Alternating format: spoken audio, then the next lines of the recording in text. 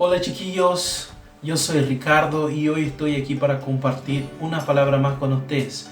Hoy nuestra palabra tiene que ver con conocer a Dios y reconocerlo. El nombre de nuestra palabra es reconociendo a Dios. Entonces, vamos al video.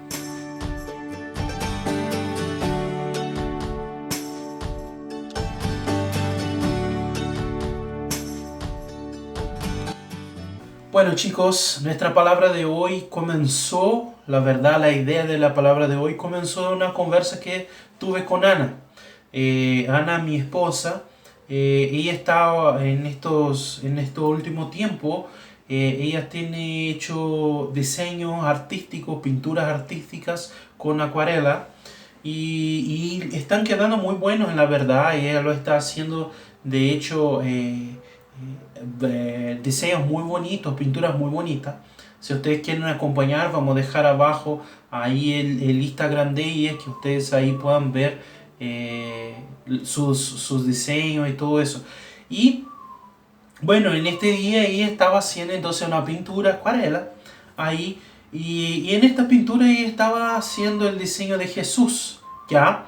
Ella estaba haciendo el diseño de Jesús y entonces ella constantemente cuando está diseñando me llama para que yo dé mi opinión al respecto del diseño que está haciendo, de la pintura que está haciendo, porque yo soy la persona que está acá más cerca. Entonces ella me llamó para hablar al respecto de este diseño que estaba haciendo de Jesús y me preguntó: amor, ¿cómo puedo hacer para que se quede más fácil, para que las personas reconozcan a Jesús en este diseño? Entonces yo miré el diseño y cuando yo miré el diseño, yo percibí ahí en este diseño todas las características que son estereotipos de Jesús, que nosotros tenemos. Estaba ahí el pelo, estaba ahí la ropa que imaginamos Jesús, estaba la barba, estaba todo. Entonces yo no podía ver nada más que podría estar ahí que haría con que alguien identificara que en este diseño era Jesús. O sea, porque estaban todas las características ahí. Entonces yo contesté a ella con una frase que se quedó como un martillo en mi cabeza después, como pensando al respecto de eso. La frase fue: mi amor, todas las características están ahí. Quien le conoce va a identificar, pero los que no conocen no van a identificar de cualquier forma. O sea, lo que yo le dije a ella es que, bueno, cualquier característica más que ella pusiera no iba a hacer que una nueva persona identificara a Jesús. Porque las características estaban todas ahí. Entonces, quien conoce a Jesús, quien ya tiene la imagen de Jesús, ya vio una imagen así, iba a identificar. Pero la persona que nunca habían visto eso, jamás iba a identificar. Pudiera ella hacer un diseño igual a la imagen de Jesús. Entonces, esto se quedó martillando en mi cabeza. ¿Por qué? Porque eso es tan real y práctico en nuestras vidas que yo me sorprendí. O sea, nosotros también vivimos esto no solo en relación al diseño que Ana hizo o cualquier diseño de Jesús.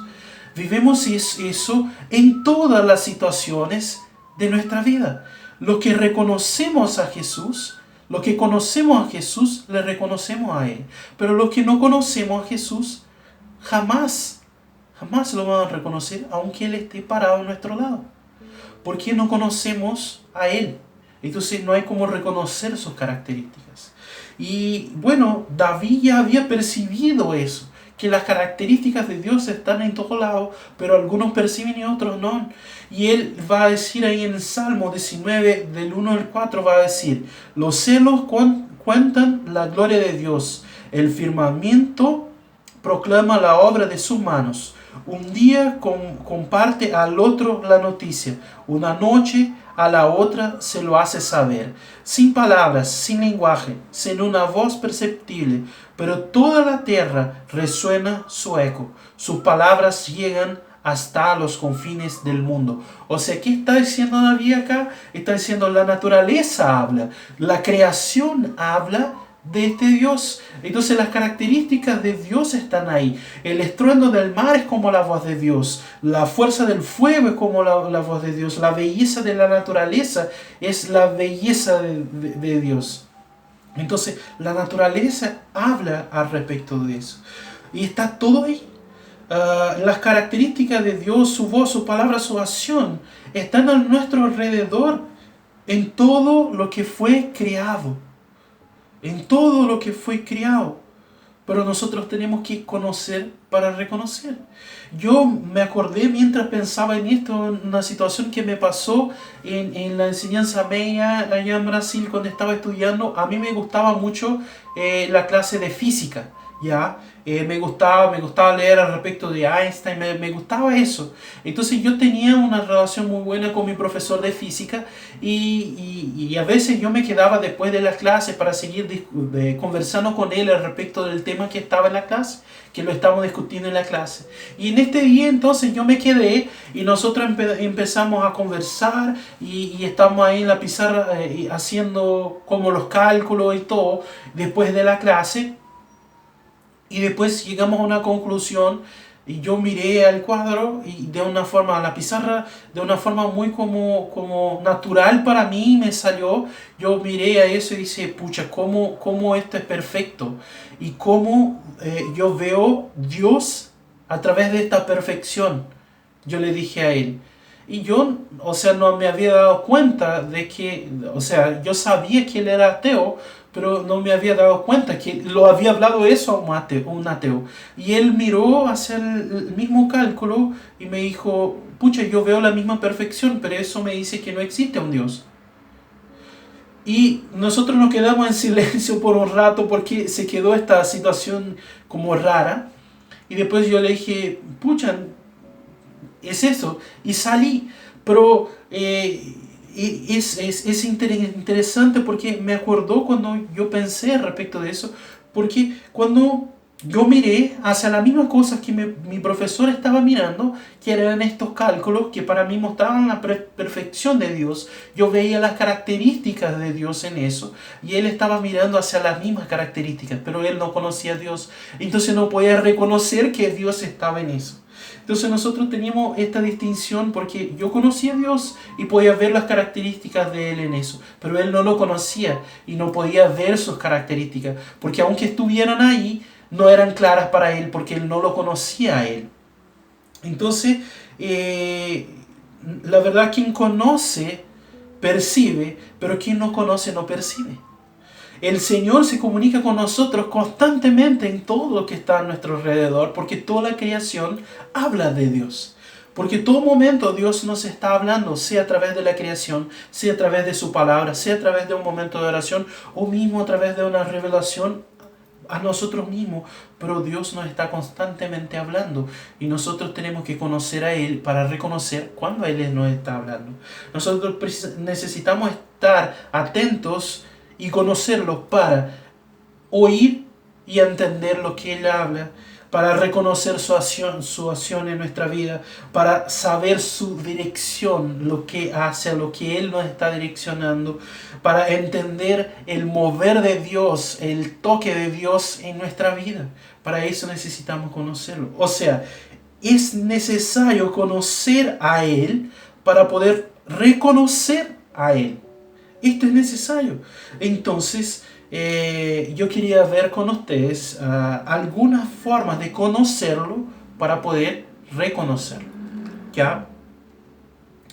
La primera forma que yo noté, que yo encuentro de conocer a Dios para poder reconocerlo, es a través de la palabra. ¿Ya? En Juan 17, del 14 al 21, Jesús va a orar de esta forma. Yo les he entregado tu palabra, y el mundo los ha odiado porque no son del mundo, como tampoco yo soy del mundo.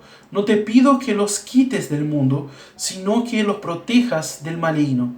Ellos no son del mundo, como tampoco lo soy yo.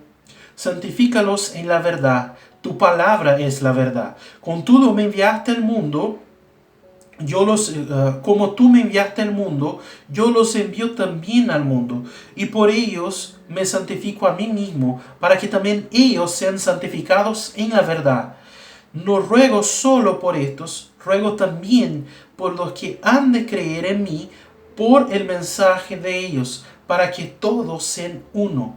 Padre, así como tú estás en mí y yo en ti, permita que ellos también estén en nosotros, para que el mundo crea que tú me has enviado. Eso está haciendo Jesús. ¿Y qué está pasando en este momento? Ya ahí Juan nos va a decir, ya no está contando lo que está pasando en la cena de Pascua, donde Jesús está ahí antes de ser crucificado con sus discípulos. Y él ya algunos capítulos viene contando a nosotros algunas conversas, algunos consejos de Jesús, algunas cosas que él habla en este momento, en esta cena. Y en este momento ya se está por encerrar la cena, y ellos ya están para ir al Getsemaní. Y bueno, ahí Jesús hace una oración al respecto de sus discípulos, porque él sabe que esta probablemente va a ser la última oración que va a poder hacer por sus discípulos antes que se muera en la cruz. Entonces él pasa a interceder por muchas cosas que él quiere que se cumplan en la vida de los discípulos. Y dentro de estas cosas, una de ellas es al respecto de la palabra. Él va a decir, yo les he entregado tu palabra, Dios. La palabra que tú me entregaste a mí, tu palabra, lo que estaba escrito, que se cumplió en mí, esto yo les entrego a ellos ahora, a estos mis discípulos. Y yo te pido, la verdad, que tú les santifiques a ellos en la palabra. O sea, él va a decir que los santifique en la verdad. Y esta verdad es tu palabra. Entonces santifica a ellos en tu palabra, para que vivan conforme tu palabra. ¿Ya? Entonces, que ellos sean santificados en esta palabra. Y no solo eso, que ellos agreguen a esta palabra, contando de mí más, para que se revele más de mí en esta palabra, para los próximos que vengan después de ellos. Entonces, Jesús en esta oración, él declara que entregó la palabra de Dios para sus discípulos. Intercede por aquellos que van a creer en él después por la palabra proclamada por los discípulos. En otras palabras, Jesús está diciendo que él fue reconocido por los discípulos a través de esta palabra, a través del cumplimiento de la palabra en su vida. Porque la palabra profetiza la verdad, la palabra profetiza quién va a ser el Cristo, quién va a ser el Mesías. ¿Ya? Y hay distintas profecías, muchos de los profetas del Antiguo Testamento profetizaban respecto de quién iba a ser el Mesías. Pero yo tomé una de estas profecías, que es la de Isaías en el capítulo 61, 1 y 2, porque particularmente es interesante estudiarla en este contexto que estamos mirando ahora. Porque Isaías está entregando una profecía respecto de Jerusalén, de la ciudad.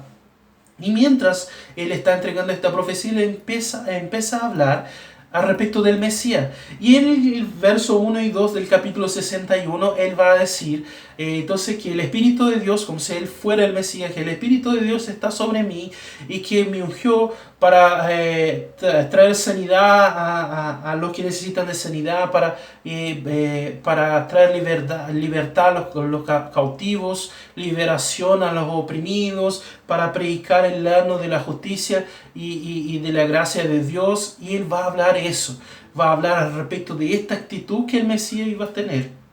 ¿Ya? Y entonces esta parte de la palabra revela quién iba a ser el Mesías. Y Jesús, a través de la palabra, confirma ser el Mesías. ¿Ya? En Lucas 4, del 16 al 21, nosotros tenemos Jesús ahí en una sinagoga, ¿ya? Y él estaba en el momento de culto que ellos tenían generalmente. Y en este momento de culto, entonces, era común que algunas personas se levantaran para leer una parte de la Biblia, ¿ya? Y Jesús se levanta entonces y se le entrega el libro del profeta Isaías a él, y él abre justamente en esta parte y él lo lee. Y el Espíritu de Dios está sobre mí, por lo que me ungió, y lee esta parte, y las personas se quedan mirando hacia él, mirando como, pucha, él leyó esta parte y está leyendo como si fuera hablando de él mismo. Entonces Jesús encerra el libro cuando termina de leerlo, entrega el libro y dice, hoy esta palabra se cumplió en mi vida. Hoy esta palabra de Isaías se está cumpliendo a través de mí, porque yo soy el Mesías. Esto lo dice él. ¿Ya? Entonces Jesús a través de la palabra confirma a sus discípulos que ya conocían esta palabra, ya de Isaías, que Él es el Cristo. Y después, ahí en Mateo 11, 4 y 6, 4 a 6, nosotros vamos a ver también que cuando vienen los discípulos de Juan el Bautista a preguntarle a Jesús si Él es el Mesías, Jesús lo contesta también con esta misma profecía.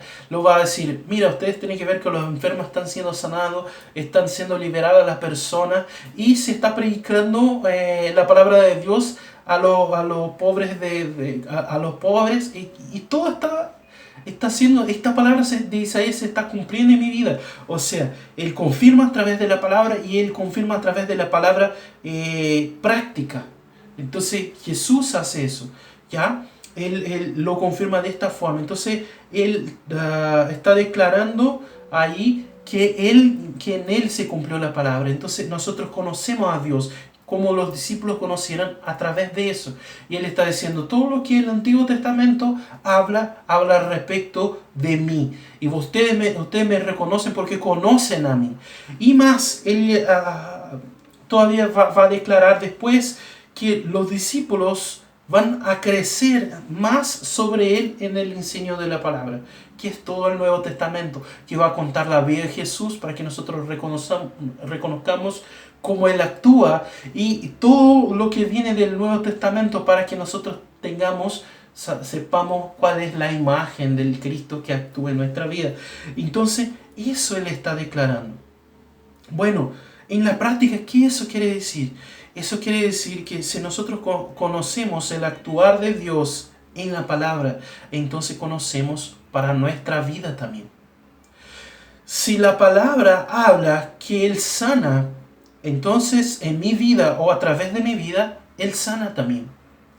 Si Él habla con Pablo, como nos va a contar el Nuevo Testamento, cuando Él está yendo a Damasco a perseguir a los cristianos, y Jesús le habla en voz audible y dice: yo soy Jesús y te estoy hablando. O como Él habla a Ananías ahí cuando ya Pablo está en la ciudad y Ananías va a orar, y Él le habla en oración a Ananías, le dice: Ananías, quiero que va a orar con Pablo. Si Él habla con estos hombres de esta forma, entonces Él habla conmigo también de la misma forma. Entonces nosotros necesitamos conocer la palabra para reconocer a Dios cuando Él nos está hablando también. Entonces este es el primer punto, ya, de cómo conocemos a Dios para reconocer a Él. El segundo punto, entonces, que yo quiero compartir con ustedes, que me hizo pensar, es que nosotros conocemos a Dios para reconocer a Él por la oración. Ya ahí en Mateo 6, del 5 al 8, Jesús nos va a enseñar al respecto de la oración. Y nos va a decir: cuando oren, no sean como los hipócritas, porque a ellos les encanta orar de pie en las sinagogas y en las esquinas y en las plazas, para que la gente los vea. Les aseguro que ya han obtenido su recompensa. Pero tú, cuando te pongas a orar, entra en tu cuarto, cierra la puerta y ora a tu Padre que está en lo secreto. Así tu Padre que ve lo que se hace en secreto te recompensará. Y al orar, no hablen solo por hablar como hacen los gentiles, porque ellos se imaginan que serán escuchados por sus muchas palabras. No sean como ellos, porque su Padre sabe lo que ustedes necesitan antes de que se lo pidan. Aquí en este pasaje Jesús nos está enseñando entonces a orar, ¿ya? Y de hecho en la secuencia Él nos va a dar un modelo de oración, como un molde de oración para que nosotros sepamos cómo orar, ¿ya? Eso Él va a hacer, que es el Padre Nuestro, que Él va a dar en la secuencia de esto que está diciendo. Y yo veo 3 detalles ahí que me llaman la atención en este consejo de Jesús, en esta palabra de Jesús de cómo orar, que son interesantes para que nosotros comencemos a pensar al respecto de cómo conocemos a Dios a través de la oración. Yo voy a comenzar por el último, porque a propósito es importante entenderlo primero. Jesús encerra esta enseñanza sobre oración hablando a nosotros que Dios ya sabe todo lo que vamos a orar.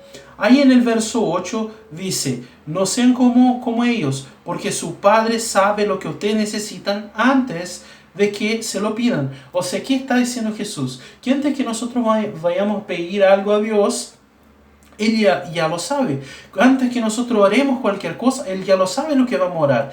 Él ya conoce lo que vamos a orar. Él ya conoce nuestras palabras que van a salir de nuestra boca antes que se las hablemos. Eso la propia Biblia va a decir. Entonces, si Él ya sabe que vamos a orar, ¿por qué orar? Esta es la pregunta. Jesús está enseñando ahí a orar, diciendo no hagan esto y hagan esto cuando ustedes fueren a orar. Pero, ¿por qué Él está enseñando a orar si Dios ya sabe toda esta cosa? Bueno, la respuesta viene, la respuesta está en los otros detalles que llaman la atención en este texto. O sea, Jesús nos da la dirección que vayamos a orar en secreto, ¿ya? Y que no usemos de puras repeticiones, como hacen los gentiles. ¿Y por qué Él hace eso? ¿Por qué? Porque Jesús me enseña a orar de esta forma, porque el propósito de la oración es conocer y tener intimidad con el Espíritu Santo. Aunque Dios ya sepa lo que vamos a pedir, esta conversa con el Espíritu Santo va a generar conocimiento y intimidad. Por eso el secreto, porque la intimidad generada en momentos íntimos. Y los momentos íntimos son en secreto, donde yo puedo mostrar todo lo que soy sin tener nadie más viendo eso y estando solo con Dios. Y así también Él lo puede hacer. Y el motivo de no usar las simples repeticiones como hacen los gentiles es para tenernos una conversa que genere conocimiento mutuo. O sea, nosotros cuando vamos a conocer a una persona, no sé, en una cita que tenemos con una persona, tú no puedes estar todo el tiempo ahí repitiendo delante de la persona, tú eres linda, tú eres linda, tú eres linda. Ella te va a creer un tonto. O tú eres lindo, tú eres lindo, tú eres lindo. Él te va a creer una tonta. ¿Por qué? Porque es raro que una persona lo haga así. Pero tú llegas a esta conversa con la intención de generar intimidad, de conocer a esta persona. Entonces tú le vas a decir, ¿cuál es tu nombre? Y ahí tú pasas a conocer el nombre. ¿Qué te gusta? Y empiezas a conversar al respecto de estos temas para que también esto genere conocimiento mutuo y esto genere intimidad. Y de la misma forma, entonces, Jesús dice para que nosotros hablemos con Dios, para que esto sea generado en nosotros. Y de hecho, el modelo de oración que Él nos va a dar en la secuencia, si observamos esto, vamos a percibir que Él es compuesto de adoración, de un momento de adoración, de decir cuán lindo es Dios, cuando comenzamos diciendo que Dios es todopoderoso, que Él es el creador del cielo y la tierra, y que su voluntad sea hecha en todo lado donde Él esté. Nosotros empezamos adorando, pero después empezamos una conversa como contando lo que nos pasa al diario, ¿ya? Que es decir, Dios, hoy necesito del alimento, porque tengo que hacer eso y eso y eso. Ayuda que no caiga en ninguna trampa de ningún enemigo, porque voy a hacer eso y eso. Dios, me ayuda a perdonar a aquellos que me hagan mal hoy, porque yo sé que voy a tener una reunión así, así. Él nos va a mostrar un ejemplo de una oración que es hablar con Dios al respecto de lo que hacemos diariamente. ¿Por qué? Para que esto genere intimidad. Entonces, en la práctica, eso quiere decir que si nosotros, yo voy para mi cuarto, tener intimidad con Dios, Él se muestra para mí. Él se muestra, Él se presenta a mí. Si yo cuento mi intimidad para Dios, si yo le hablo de mi vida a Dios, Él me cuenta de su intimidad, Él me cuenta de su vida para mí. Entonces, por eso que necesitamos generar intimidad a través de la oración para reconocer a Dios. Por eso necesitamos. Entonces, el segundo punto es reconocemos por la oración.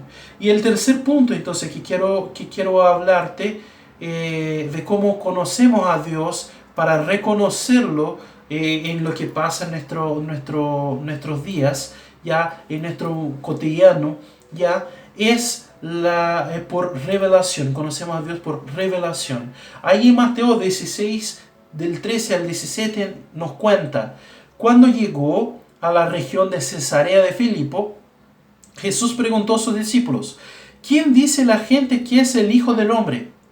Les respondieron, unos dicen que es Juan el Bautista, otros que es Elías, y otros que es Jeremías o uno de los profetas. ¿Y ustedes, qué dicen que soy yo?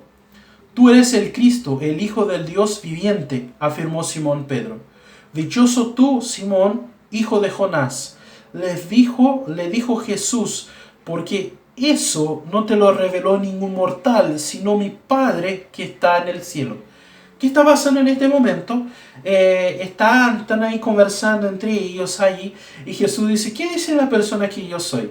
Y los discípulos dicen, este y este y este. Te está mirando de esta forma.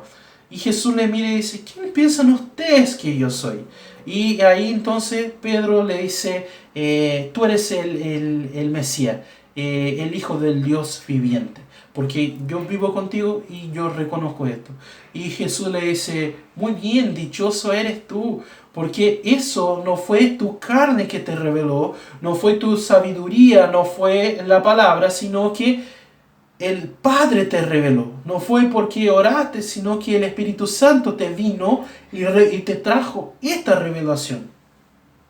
Y yo sé entonces que quizá uno puede decir, y de hecho es esto, que conocer a Dios a través de la palabra de Dios, o mismo de la oración, también es revelación. Pero aquí en este texto vemos pasar en la vida de Pedro una otra forma de revelación. Una que viene directamente del Espíritu Santo, ya sin que él directamente lo tenga estudiado las Escrituras o pasado un tiempo orando para recibir. Ya obviamente eso viene de intimidad, pero esto es la intimidad es generada por conocer la palabra y por orar, por pasar tiempo orando, pero esto viene directamente del Espíritu Santo. Ya yo no estoy aquí hablando al respecto de la revelación profética, y sí de la revelación de Dios por su propio Espíritu Santo. ¿Ya? En este tipo de revelación, revelación en la verdad, él viene de una construcción de intimidad con Dios. Él viene de una construcción de tiempo con Él, y ahí Dios toma la libertad de hablarnos a nosotros directamente. Nosotros vemos eso muy claramente en la vida del profeta Samuel, que en el comienzo de su vida no reconocía la voz de Dios. Ahí nosotros tenemos en 1 de Samuel, capítulo 3, de los versos 1 al 14, nosotros vemos contar la historia de cuando Dios comenzó a hablar, de la primera vez que Dios le habla al profeta Samuel. Era un niño cuando esto pasa, y él ya vivía en el templo. Y cuando Dios habla de una voz audible, él lo escucha y piensa que es el sacerdote Elí. Entonces él va a él a preguntar, ¿quién me está llamando? Y 3 veces pasan esto, hasta que Elí le dice, no soy yo que te estoy llamando, es Dios. Entonces contéstale a él y habla con Dios. Y ahí él comienza entonces a tener intimidad y entender cuando Dios le está hablando. Él reconoce a Dios, porque le enseñan a reconocer la voz de Dios de esta forma. Y él después se torna tan bueno en esto, él empieza a desarrollar esto y se vuelve tan bueno en esto, que después la palabra de Dios va a decir que él nunca dejó de escuchar ninguna de las palabras, y que ninguna de las palabras que él entregó de la parte de Dios dejaron de cumplirse. O sea, nunca hubo una confusión de que él entregó una palabra y esta palabra no se cumplió porque no era de Dios o algo así, porque él lo reconocía, la voz de Dios, muy claramente. Entonces él vivió eso. Yo usé este ejemplo ya de Samuel porque que más claramente demuestra que este tipo de intimidad es algo que crece conforme se va ejercitando, ¿ya? Yo tomé el ejemplo del profeta Samuel, pero este tipo de revelación viene de intimidad y no pasa solamente con personas con llamado para profeta, ¿ya? Nosotros tenemos ejemplos en la Biblia que de hecho son personas que pasan por eso. y no son profetas. Tenemos el ejemplo del apóstol Juan, que recibe la revelación, por revelación, la dirección de cómo actuar con la familia de Cornelio en un momento que está orando. Y él no era profeta. Ya él tenía una visión. Esto está ahí en Hechos 10, del 9 al 16. Nosotros tenemos el apóstol Pablo, que fue llevado hasta el tercer cielo, ya, y él tampoco era profeta, pero Dios se lo llevó de esta forma. Y nosotros vemos ahí en 2 Corintios 12, 1 al 4, que él cuenta esta historia. Y nosotros tenemos mismo nuestro ejemplo de nuestro texto base acá, qué es lo que pasa con Pedro, que Dios se lo revela la identidad de Jesús como Cristo a él, ¿ya? Entonces, esto es algo que pasa cuando construimos intimidad. Esto está disponible a todos que tengan intimidad con Dios, a todos que construyen esta intimidad con Dios. En la práctica, eso quiere decir que si estos hombres invirtieran en intimidad con Dios y recibieron, entonces yo también puedo invertir eso en Dios y puedo recibir. Si Dios habla de esta forma con estos hombres, también va a hablar conmigo cuando yo tenga esta intimidad con Él. Entonces, de esta forma nosotros necesitamos tener intimidad para recibir la revelación, para reconocer a Dios. ¿Ok? Entonces, este era el tercer punto de cómo cómo conocemos a Dios para poder reconocerlo cuando Él está a nuestro alrededor. Necesitamos conocer a Dios para reconocerlo en nuestra vida cotidiana, diaria. Eso necesitamos, ¿ya? Entonces, necesitamos eso, necesitamos vivir de esta forma. Entonces tenemos que esforzarnos en las disciplinas que nos llevan a conocerlo. Conocimiento de la palabra, tiempo de oración, intimidad que genera revelación, eso tenemos que hacer. Y por eso entonces yo quiero orar por tu vida y por mi vida para que nosotros recibamos esto, ¿ya? Entonces cierra tus ojos. Dios, delante de tu presencia te entrego esta iglesia, estos hermanos que me escuchan y tu iglesia en general. Yo te pido, queremos reconocerte a ti. Entonces viene ya con que nosotros te conozcamos para reconocer todos los momentos cuando esté hablando a través de la naturaleza, cuando esté hablando a través de voz audible. Todo eso, Padre, te pido que vengas a interceder por nosotros para que nosotros podamos reconocerte, que nosotros podamos entender quién es tú y verte y entender todos los momentos cuando tú nos estás hablando. En nombre de Jesús, amén. Amén. Entonces te pido rápidamente que dejes tu like, porque si acompañaste hasta aquí, creo que te agradó el video, ya que compartas con todas las personas que conozcan esta palabra para que más personas vengan a reconocer a Dios, aprendan a reconocer a Dios. Comenta, porque todos los comentarios son edificantes. Comenta entonces algo que la palabra te habló o una revelación que vino a través de esta palabra como una continuación de eso, ¿ya? Y no dejes de escribirte de escribirte en el canal para recibir las notificaciones de los próximos videos, para que no percas nada de lo que estamos haciendo. Y chao entonces, hasta el próximo video.